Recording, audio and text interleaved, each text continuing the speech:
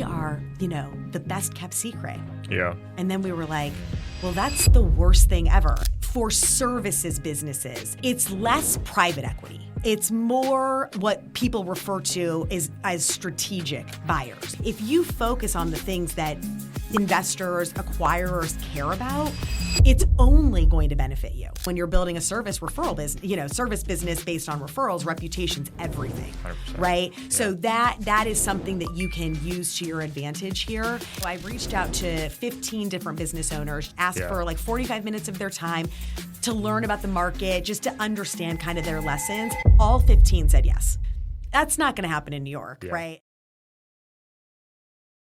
The website is live. Now is when the real work starts. While it's never been easier to build a website, the same is also true that it's never been harder to make a website actually work hard for you. Digital ink is never dry. The moment your website launches is the best opportunity that you have to make it effective and drive marketing qualified leads month after month after month. Most marketers are acting blind. They just don't know who's going to their website. They don't have visibility to see what pages, what specific actions, and how long they're spending on each page. All of these are high intent signals of your warmest prospects. Having a good website is the foundation for all of this opportunity. And if you're not investing marketing efforts into it month after month, your most profitable asset is being lazy. If spending time in the weeds, looking through data, and connecting these insights to the rest of your marketing is not your jam, if your website is being lazy, let's have a conversation. But in our last show, we kind of talked about the idea of being more consultant-led and solo versus scaling an agency. So kind of like the positives and negatives of both from your experience. Yes. But it's mostly all about you, your career. I want to talk a little bit about Columbus too, keeping it local. Sure. Because a lot of the listenership is very local.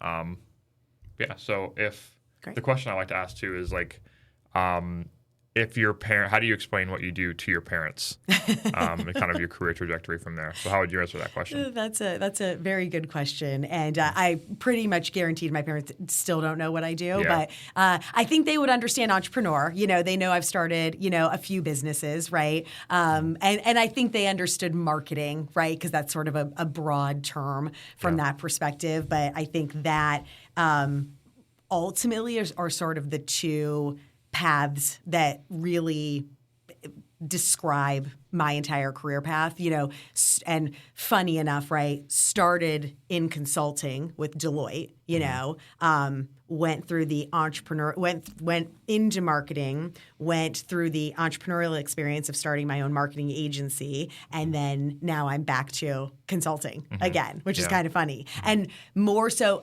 definitely in marketing, but I would say probably more so in business strategy and leadership this time around.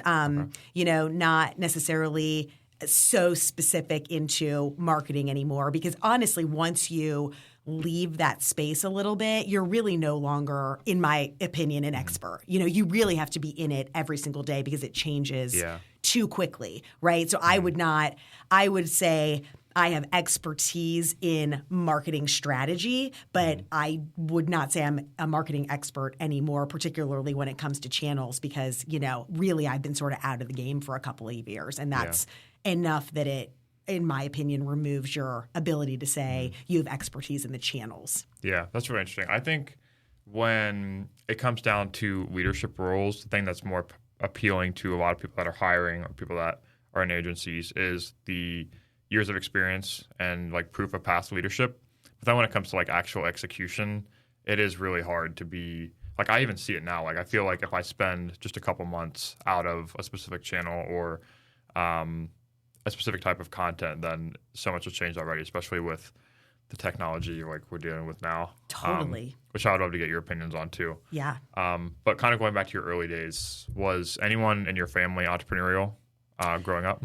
I mean, so, my dad was a dentist, so I guess kind of an entrepreneur, but sort of a, doer entrepreneur, maybe not by choice, but because that's just sort of part of, being in that industry. At the same time, my grandfather actually was the first dentist in our family. And it's a great story because I guess maybe I wouldn't say he was an entrepreneur, but he was sort of a trend spotter, if you will, or at least paying attention to the cycles because he was actually a milkman. So he delivered milk, right? Yeah. And, as the, kind of, I'm going to get my years wrong, so I'm not going to say it, but, basically started to identify that convenience stores, right, were popping up and people were starting to sell milk direct to consumer, right, versus requiring somebody to deliver it. He saw that and thought, in 5 years, I'm probably not going to have a job. So I probably better think of something else to do. And then he decided, met with a man who was a dentist and started shadowing him and decided he was going to go back to dental school. And that was when he was 42. Wow. So isn't that cool? Okay, yeah, that's awesome. I know. I love that story. So, I guess that's not necessarily entrepreneurial, but I guess it kind of started the path, I think, for our family generationally, in two ways. I guess, my grandfather did that. My dad then became a dentist. My husband became a dentist. My brother-in-law's a dentist. So there's a lot of dentists in the family. And I think probably what I saw as a kid growing up was that my dad had flexibility, not where he could do whatever he wanted whenever he wanted, obviously, because he still had to be in an office seeing patients, et cetera. And that's how it is today. Yeah. But I still saw his ability to, make decisions, right? Run his practice the way he wanted to. And I think that obviously had to sort of plant itself, right? It had to plant seeds, I think. And then I don't know, I think I was probably 10 or 11, and I just always knew I wanted to start my own business. And I don't really know why. It wasn't necessarily something I talked about with my parents. It's just I just always wanted it. I was really into, probably when I turned like 14, I was really into like the beginnings of starting to like work out, which sounds funny, but like back then that was like unique. Yeah. Like not a lot of kids were working out, right? And so we would go to this like gym, it was like a natatorium, right, in the community. And I was just like, I would totally start my own gym and I would do all of these things so much better than the way they do it, right? And I think that's something, for better or worse, my family is definitely one of critics that we like to critique a lot in terms of like, you look at something and you identify, how could it be better, right? Yeah. And I think that is definitely innately in me. And I think that is what drives a lot of entrepreneurship. Yeah, that's where entrepreneurship starts, is seeing the way things are currently done and then putting your own twist on how they could be improved. Like there's so many different, when people say that they don't know what business to start, it's like almost the opposite probably for people like you and I, because we can literally see there's a business that's, obviously what becomes important changes a lot, but when you have like technologies that are coming out like now, there's so many infinite applications where you could point the fire hose to build a business around. Totally. I love that analogy of your grandfather and the milkman, like seeing where things are going. I think that's very applicable to the environment that we're in now, in terms of what people are thinking and maybe the writing on the wall in terms of where the value is headed. Yeah. I just wrote an article this morning, or last night that went out this morning, about how just 2 years ago, just kind of more towards the marketing sphere directly, of how everyone was talking about how SEO is in the past, like it's dead. Yeah. Like even ChatGPT, OpenAI, I guess, wrote an article about how literally titled SEO is dead. And now by approximate percentages, it is the highest paid role in marketing, like some kind of paid search analyst, which is fascinating because everyone tries to predict where things are headed and then maybe throws their career or throws their education, their time, what they're learning around that. But at the end of the day, it's like no one really knows, Correct. So is there ever a point in your career kind of where you had to maybe do something similar to where your grandfather did on the milkman side and think like, how can I be prepared for what's coming and, orient your time or focus towards that? Totally. I mean, two things stand out. They're not as bold. They're not going to sound as bold or exciting, as what my grandfather did. It's such a great story. But, I think for me, when I made the decision with my business partner to launch an agency, right? We came from sort of corporate marketing, right? So we were sort of jacks of all trades. You know, we did it all, right? You know, at the time, you know, this was in 2006, right? So it's like TV, radio, you know, web, you know, paid was just like getting started and even being something in the ecosystem. And so when we started our agency, we were really sort of anything anybody would pay for, right? At the end of the day. So if it fell under marketing, even if it, you know, might have been like over here, we were still willing to do it, right? Because you're scrappy and you're trying to build a business. And fairly quickly, I think, you know, within the first year, the questions we continually heard, and we worked with mostly small business owners at the time, right? But the question we continually heard was, I'll do marketing all day long if you can just help me understand if I put $5,000 here, what's it going to return? Or will it return more than I spent, right? You know, that ROI question would come up again and again. And what we found was we really could only answer it with clarity and confidence with digital.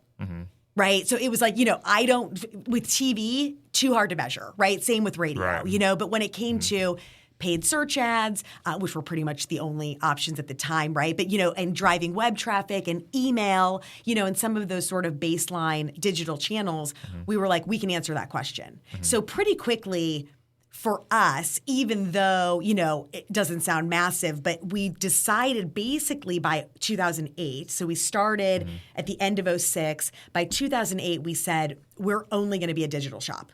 Like, we're not going to do any other media. We're not going to do, like, mass media. We're not going to do TV. We're not going to do print. We're not going to do radio. We are literally all in 100% on digital, which, you know, in 26 is sort of like, well, obviously, right? But in 2008, you know, it was emerging at the time. But I think for us, we knew not just that was what was coming, but that's what the market wanted. And that's, I think, what the difference is when you know, kind of share your story, you know, what you were sharing around trying to identify the trends and, you know, is SEO dead? Is this dead? Is, you know, the next platform dead? And it's like, we have to go back to what people want and how they act and what their drivers are. Do you know what I mean? Yeah, like, we can't just assume a technology is going to take hold because everybody's saying it's going to take hold. It really matters how it works and whether or not it aligns with what people are trying to accomplish. Right. Does that make sense? That's a really good point.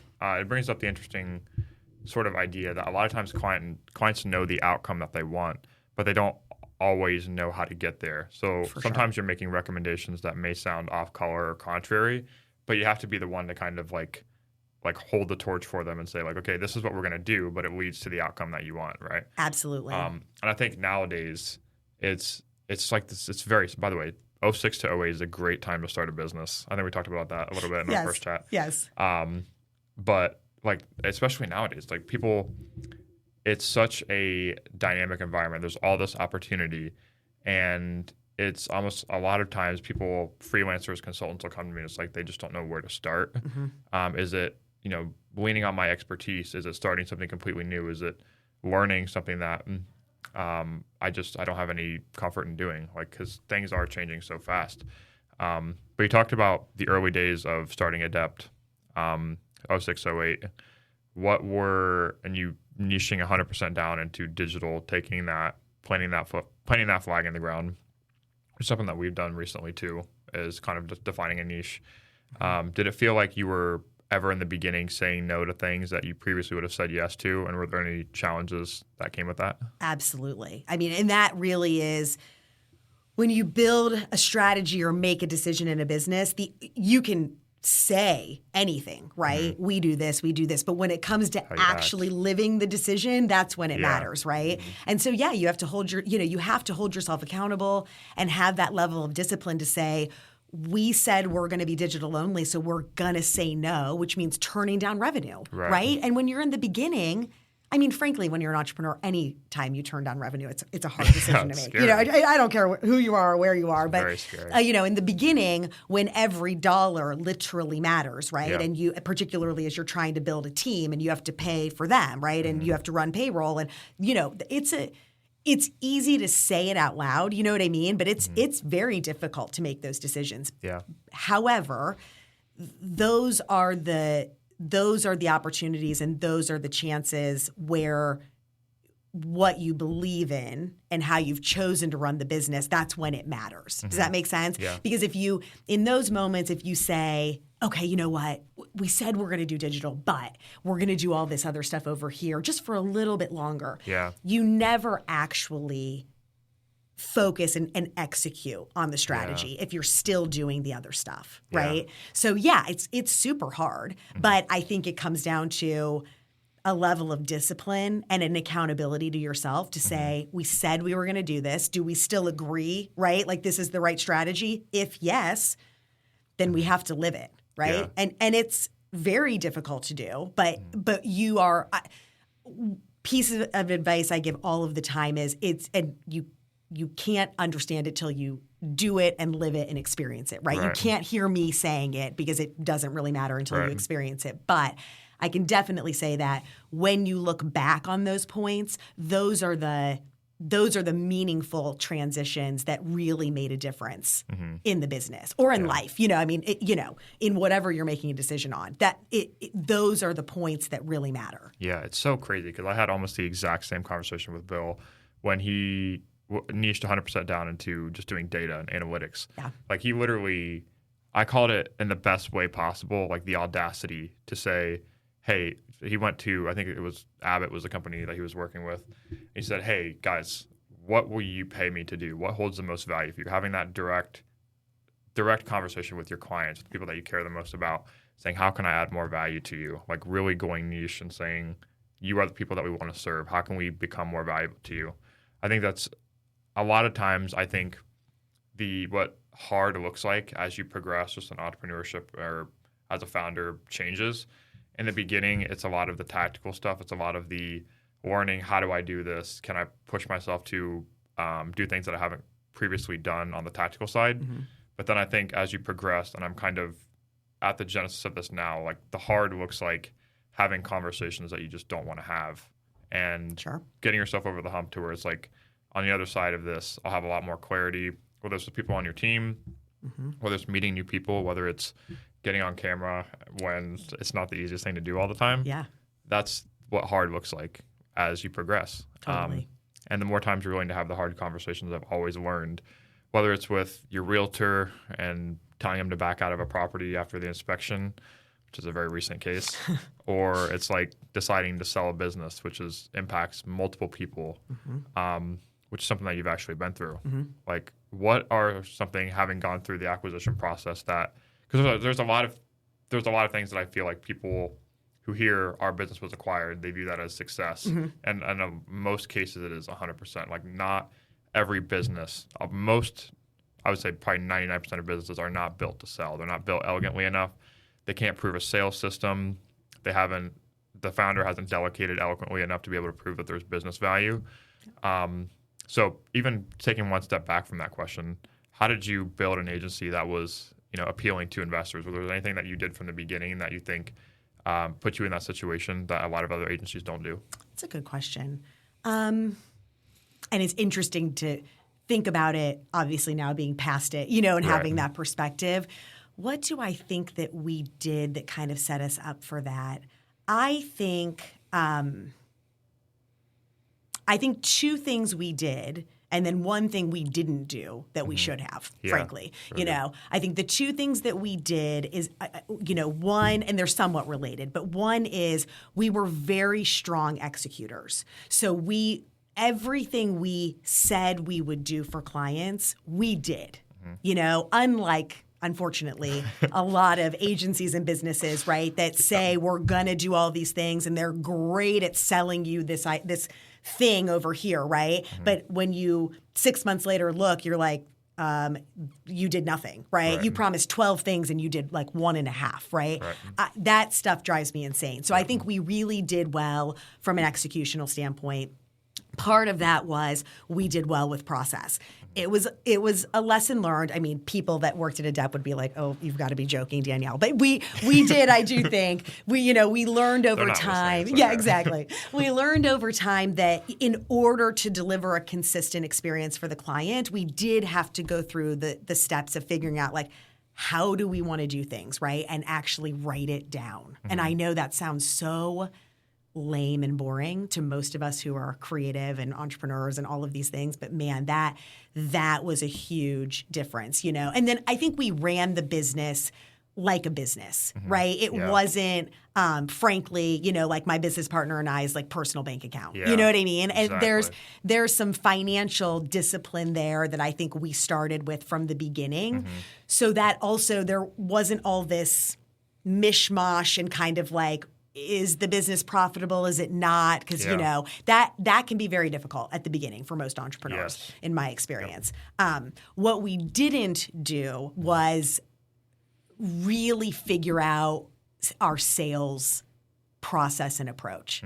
That took a long time to get to. And even at the end wasn't as strong as I wish it could have been because we started later. Because the flip side of being really strong at execution and process is that that's a lot of where our focus was, right? So then we let people come to us and we let people find us. And then we were really good at closing once they came to us, right? But I remember at one point we were like, we are, the best kept secret. Yeah. And then we were like, well, that's the worst thing ever. And by the way, you're in marketing. So like, what is the strategy there, right? Like, why in the world, who in the world as an organization would want to be the best kept secret? Yeah, that's a really good. Terrible strategy. That's so right? good. Yeah. So, like well, you see it in like so much of what you just said. You see it in a lot of agencies where it's not even just marketing, where it's the analogy of like the cobbler's kids have no shoes. Totally. Like marketers can't do marketing, designers can't do design for themselves. Totally. I think when you look at what is appealing,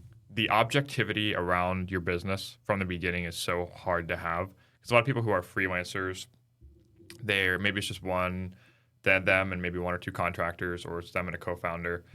It is so close to them that they cannot have the objectivity around A, the finances, and B, the actions that grow into growing the business. And just say, like, if I were to go back 1 or 2 years when I first started, I was like, I would have as much objectivity as possible and just saying, okay, this is the business. This is everything that's coming in. This is where leads are coming in. This is the execution side, which you guys are experts in.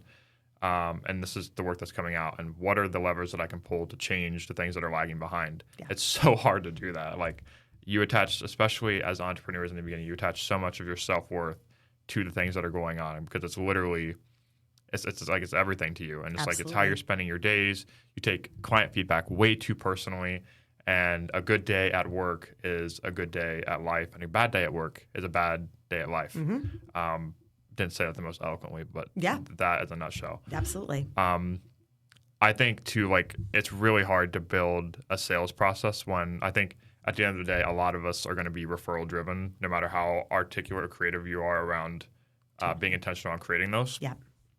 And from an acquisition standpoint, like a private equity firm, they're looking at, from my understanding, being on the outside, they're looking at a repeatable sales process that's diversified, so like multiple channels.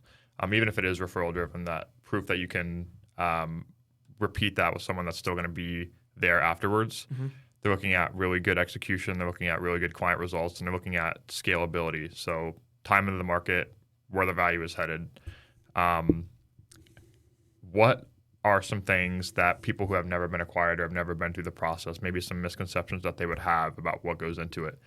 Have you ever read the book Built to Sell? No. By Warlow? I have not. So that's the long and short of that book is a creative agency owner who is doing all the things, selling everything to everybody, does like full service marketing. And the story it's a storytelling book of his process of niching down to just doing logo design for food service companies.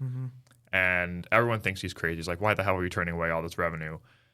And he's like, okay, we have 3 packages. We have a $10,000 package, design plus he has like 3 very different productized services. Yep. And he lays off half his team. And the eventually down the line, he goes through a super emotional sales process after he's a very successful, high margin business. And a lot of times people reference the story like he goes, he has an acquisition offer and he goes to a vacation home. And he said, when I first started this acquisition process, I had a number in my mind and I wrote it down on a piece of paper. And that's what I would say yes to. And it was appealing that it was going to be higher, but then he had to remind himself, like, this is a number that I settled on. So like, it's a very good read for like the emotions that go into the acquisition process. For sure. From someone that has never been through that before or doesn't even know anything about the story I just told, what are some misunderstandings about being acquired that most people think about? Oh, man. Probably misunderstandings would be that it's sort of the end-all, be-all of success. You know? I don't think there is an element of achievement or accomplishment, right, that comes with it. But it is not the defining moment of success. And frankly, if you had a very successful business generating great margins, right, and you never sold, that would still be a highly successful business. You know, so I do think there is truly that's probably the biggest one, right? That the pinnacle of entrepreneurship is selling your business. Yeah. I don't think that is true. You know, that it is an experience that I do think is beneficial to have if you think about your journey as an entrepreneur and trying to experience the different ways, right, that it can all sort of pan out. But I would say that's probably the biggest misconception. I think probably too, just as you were kind of sharing that story, you know, and we've been talking, I think probably another one is that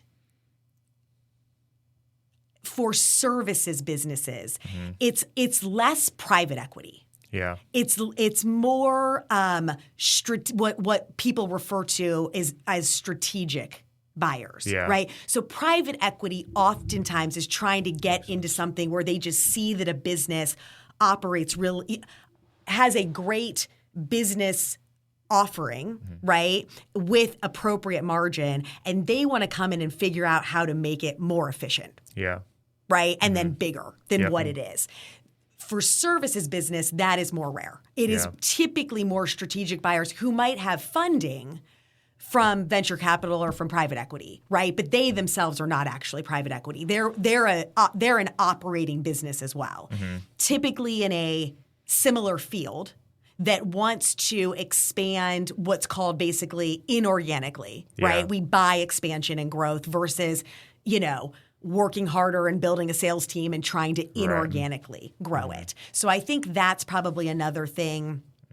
I think particularly for people in services businesses, agencies, right? That it's much, much more likely that is going to be the opportunity that makes sense. That's how ours was, right? It was a strategic buyer. I was not looking to sell. I was not on the market, you know, but it was somebody who approached us and, you know, had an offer that, you know, I couldn't refuse, ultimately, is what it comes down to, financially. Yeah, that's awesome. I think, and even if like you, kind of the gist of the book was, even if you don't have intentions to sell your business, it's still a productive activity to build it in a way that's sellable, right? Absolutely. And that's like work. It's like the exact contradiction of like what is easy in the beginning. You're saying yes to everything, and you have to grow through that phase. You have to go through the growing pains of the no's, you know, the things that are hard in the moment, and having the hard conversations that leads to the outcome that you want. Yep. Yeah, I mean, and to be completely like, I think it's higher than 99% of people, or of services businesses especially, that ever get to the point where they're even remotely appealing to an investor.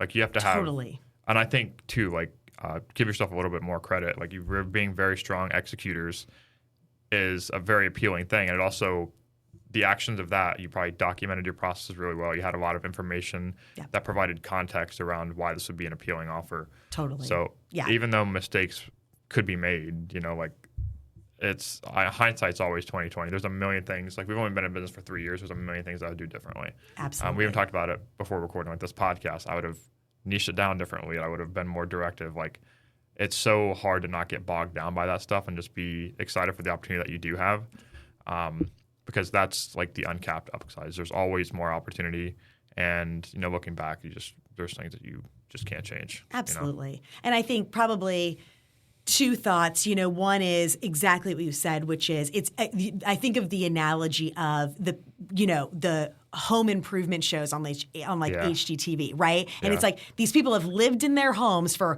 10 years, then they decide to sell it, and that's when they create all the awesome spaces, right? And they make their kitchen better. And it's like, and I always looked at that and thought, well, that's got to be such a bummer, right? Yeah. Like, you never even got to use that awesome kitchen. You had like the crappy kitchen forever, right?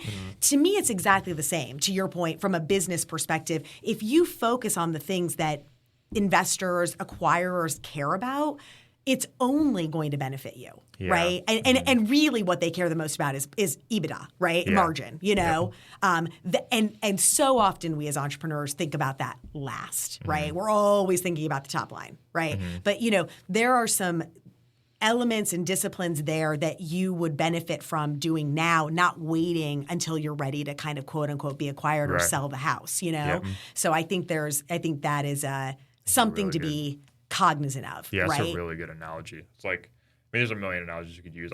I'm privy to fitness analogies because they're just like so applicable to like life and like doing the hard thing and all that. It's like the one that came to mind, just as a side example, is like the idea that like the wedding's coming up and you want to get in shape at the last moment. Yeah, that one hit for me. But like, so one of the things, to your credit, one of the things you did do very well is you had the initial foresight of treating it like a business in the beginning. Being in Columbus, like, what are some of the advantages or some of the opportunities that people have being, local? I mean, Bill and I described it as like a big small town. Like, there's a lot of upside. There's a lot of close relationships. I swear, like, everybody, there's so many mutual connections that I've met that I was like, man, you guys know each other too. Did you guys ever experience, what was your experience of building in Columbus? And do you think that provided you with any opportunities that you might not have found anywhere else? For sure. Absolutely. Right. And great example, right, is I moved away from Columbus while we were building the business here, right? And I moved to back to Northeast Ohio.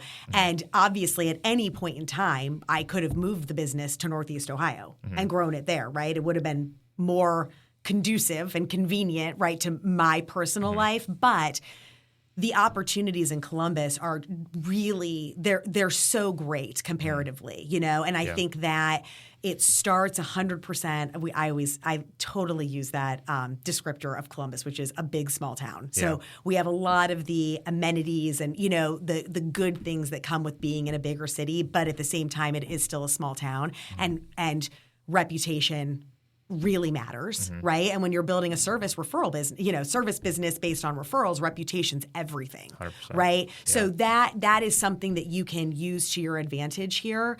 I also think that being in the Midwest, which is obviously grander than being in Columbus, but I do think there's an element there where people are willing to network in a different way. They're just more open, case in point, and I know this isn't about Columbus, it's more about Ohio, but we were looking to expand up in Cleveland. We were going to build an office up there. And so I reached out to 15 different business owners just to meet with them, ask for like 45 minutes of their time to learn about the market, just to understand kind of their lessons. All 15 said yes. Like, that's not going to happen in New York, right? And that's not going to happen in LA, and that's not going to happen in Austin even, like it's not going to happen places like that. So I think the fact that Columbus is in Ohio, and then with Columbus specifically, I think one of the huge opportunities, and the community talks about it a lot, but you really don't understand it till you have lived and seen and tried to hire in other places, but just the benefit of Ohio State. Being here and the access to talent because of that. And I would say, in addition, not just to Ohio State, but the other really large companies that are here, right? It creates an ecosystem that allows small businesses to take advantage of, right? Because there's talent here at a different level than there are in other communities in Ohio. Yeah, that's so good. You literally said it. Like, I was going to use a story. Like, I went to a conference in New York about midway through last year, my first time ever going to Manhattan, like stressed the hell out. I was like, I want to make the most out of this trip. So I reached out to a lot of people in the marketing sphere that I was either connected with on LinkedIn or were in the AMA chapters, just people I had mutual connections with that were in the New York area. I have one really good friend who lives in Whitehall, Vincent, who's listening. He said yes, and he's one of my best friends. But I had a hell of a time getting anyone to meet or just go off the cuff for a 15-minute, 30-minute coffee. Yep. And not that that's not to paint with broad strokes or stereotype. Totally. But I could send a couple emails and have like a whole week booked of just meeting people, and that's what creates that down the line that multiplicative effect of like everybody knows everybody just because we've rubbed shoulders at some point. Yep. And I'm so lucky to have grown up in the Midwest. It obviously, for me, it's created its own problems with things like money mindset and additional things that have that you grow through, but. I truly believe just the value system, the structures that it teach you, raising kids in an area like this is something that I'm doubly enthusiastic about. I'm wholesale on, setting up planting a flag here. Totally. So fast forwarding more to today, what are some of the things that you're excited about, whether they're in life or in marketing or I know you're more on the consultative side now, so you have a bit more freedom. You certainly earn freedom in how you're choosing to spend your time and learn. Yeah. So what are some things you're excited about? I am excited about, a couple of things. I would say one is, so as I started to explore, once I, sold Adept in 2022, stayed on for 2 years, and then left in 24.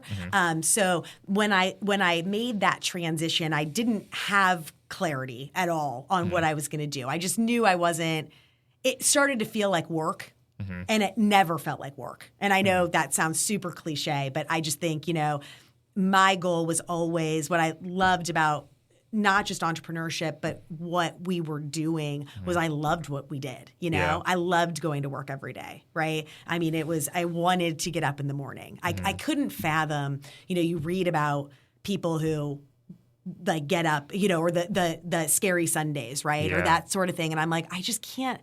That make me so sad. Yeah. You know what I mean? Yeah. Like, because this is what you do every day of your life. So I loved what I did. But a couple of years post the acquisition, it was starting to feel like work. It was not. I didn't love it as much. It had things had changed and shifted for a variety of different reasons, right? And it just wasn't as fun as it used to be. So I made, so I transitioned out, but without necessarily like, okay, this is what I'm going to do next, right? I knew that I wanted to be in another business, right? I knew I wanted to own another business. So I actually went down the path and started evaluating different businesses to get into, right? And you talked about, as people are trying to figure out their entrepreneurial journey, it's like, do you do what you are good at, that you already know how to do, or do you do something in a totally different industry? And, at that point, I was going through all those same questions, right? And what I came back to was that it is, you can do anything. Right? I mean, you can do anything and be successful at it. The question for me was, what was going to be less intense to get started, right? Because I am at the, I don't even know what to say. I'm in my career, I guess but who knows what I'm at? But I've had a long road. The beginning of a good right? chapter. Yes, and so it's like I didn't necessarily want something that was the intensity of a complete startup where I was learning everything brand new, right? So that was kind of one thing, and I wanted some additional time flexibility. Long story short of saying that, I started evaluating all these different businesses to buy. I came back and I'm like, my husband owns one dental practice. He knows how to run a dental practice. He wants to do other things too. So why, if we're going to buy a business, why wouldn't we just buy more dental practices, right? So that's what we ended up doing. And that is one of the things that I am excited about. We're about 16 months in. We purchased 2 additional dental practices. And for the first time, I am sort of in that field a little bit with him. First time working with my husband too, so that's an interesting learning experience. And then, also first time sort of being the client, which has been really which is fun, right? Because when you've run an agency for 20 years, basically, and you were never really the client, right? You were always working for the client. It really makes you wonder if I kind of wish I could have done that earlier on when I was still running an agency, honestly, because it gives you a perspective. I literally there are days when I'll sit and I'll be like, I know exactly what our clients meant now when they said like, this process was broken, right? Or like this meeting wasn't as effective, right? And it was, you always wanted to improve and you were trying to get in their head and understand it, but man, I just get it now. So I love that. It's fun for me, right? It's a different role than I've ever been in, and I'm doing different, stuff than I've ever done. So I love that. And then the second piece would be the leadership coaching and sort of the business strategy work that I'm doing with other businesses, entrepreneurs. So I do, I love working with entrepreneurs, right? Yeah. Not to say that I can't work with other people, but I love people that have started their own business and want to figure out how to grow it, right? And get better. Once they've validated product market fit, that's my favorite, right? I don't really love the I have this idea, let's go figure out if people want it. I like it when the business has already figured out, yes, we have an audience who wants to buy what we have and what we offer, but how do we scale it from here, right? And how do we solve here's 10 problems, how do we solve them, right? That is one thing I have definitely learned is I don't think there's a problem yet I haven't been faced with. So anytime, one of my clients, I think she's like, I don't know how you know that. And I'm like, because I was in your shoes. Yeah. And we had this problem for the first time too, right? So I was just like you, but now I've been through it. Yeah. So now I can share that knowledge with you, right? So that you don't have to go through all the mistakes that I went through. So that I just think that is so fun. And there's an element of, one of the things I didn't share, this is a long answer to your question, but one of the things I didn't share was that I do think another way in which we set the business up successfully for acquisition was I moved myself out of being needed in the business to deliver the work. And the way I did that was because we implemented EOS, the Entrepreneurial Operating System. And that we did that in 2017. It was an absolute game changer for the organization. I'm very passionate about the concepts of it. I'm obsessed with it. And so some of the concepts, now are things that I help other businesses understand how to implement, because the beauty of that system is the simplicity of it. And people knock it oftentimes, particularly people in corporate and Fortune 500 companies, and they knock it because they're too easy, too simple, has to be more complicated. But actually the reason it works is because it's simple. Yeah. I'm yet to read the book, but I've met several implementers in Columbus, and I know it's very proven, it's very validated. And you said so much good stuff right there. I'll kind of pick apart what I can. The experience of having been on the other side of the table, that's so. I would imagine, can't speak from experience here, but I can speak of being gone through the whole life cycle of the parent-child relationship, where it's I understand, because it was literally just last week where I just had a conversation with Dad, and I was like, I get it. I understand. I was an asshole. You totally treated me that way. That applied to we used to grow up playing golf together, and I would just be such a child. I'm just I get it, man. I get it. That's so cool that you have that experience in career too. That's cool. But yeah, on the EOS side too, there's so many things that are helpful to implement at any stage. Because I've listened to podcasts about it, the scorecard, the weekly huddle, things like that, small things that people can do at any stage. Yep. And I think if you've been through the experience of having it work for you, that's why you're so passionate about sharing with others, because there's so much, maybe trauma is an extreme word because it's kind of a golden handcuffs, but so much hardship that you go through when you're in the early stages of managing everything. Yes. I can help you. I understand. Yes. This has been awesome. We'll definitely have to have you on for a round 2 at some point. But clearly you can tell I don't like to talk at all. Yeah. So, it's very it makes difficult. it easy on me. So no, I appreciate it. So yeah, happy to do a round 2. Yeah, for sure. But if people want to reach out, get in touch, keep up with all the things that you're doing, where should they go? They can go to LinkedIn, find me there. But then also LGS Consultants is my business, so they can find me there as well. Awesome. Yeah. Thanks for coming on the podcast.